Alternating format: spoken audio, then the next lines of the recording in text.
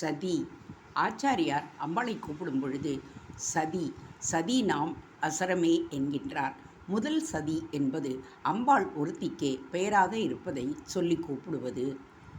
தட்ச பிரஜாபதிக்கு புத்திரியாக அம்பாள் இருந்த பொழுது அவளுக்கு பெயர் சதி என்பது. சத் என்பது சத்தியம், நல்லது என்று இரண்டு அர்த்தங்களை கொடுக்கும். அதன்படி பரம சத்தியமும் மகா நல்லதுமான பிரம்மசக்தியின் அவதாரத்திற்கே அந்த பெயர்.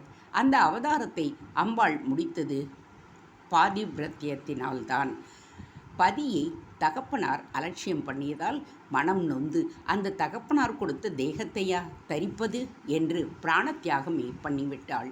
அதிலிருந்து பிரதிவிரதை என்பதற்கே சதி என்ற பெயர் வந்துவிட்டது. அம்பாள் ஒருத்தியின் பெயரான சதி என்ற ப்ராப்பர் நவுன் உத்தம பத்தினி யாரானாலும் அவர்களை குறிப்பதாக காமன் நவுன் ஆகிவிட்டது. ஸ்ரீநாம் அச்சரமே என்று ஆச்சாரியார் சொல்லியிருப்பது இந்த பொது பெயரை வைத்துத்தான். உத்தம பத்தினிகளுக்குள்ளே முதலிடம் பெறுபவளே என்ற அர்த்தம்.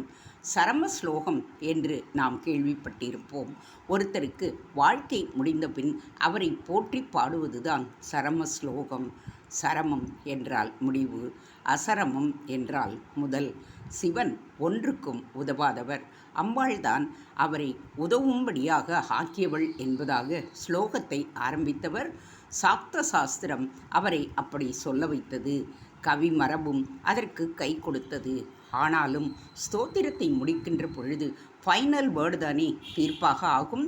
அப்படி தீர்ப்பை தரும் பொழுது தர்மாச்சாரியாராக இருந்து கொண்டு லோகத்து ஜனங்களுக்கு நடைமுறை வாழ்க்கையில் எது நல்லதோ, எது வேத சாஸ்திரத்தின் விதியோ அதைத்தான் சொல்ல வேண்டுமென்று ஈஸ்வரனுக்கு முதலிடம் கொடுத்து அவனே தன்னுடைய சர்வமும் என்று ஆத்ம அர்ப்பணம் பண்ணிய பதிவிரதா ரத்னமாகவே அம்பாளை காட்டுகின்றார். இதிலும் உச்சத்துக்கு அவர் போவதே அடுத்த ஸ்லோகமான 97வது ஸ்லோகத்தில் நாம் இனி பார்ப்போம். தேங்க்ஸ் ஃபார் வாட்சிங்.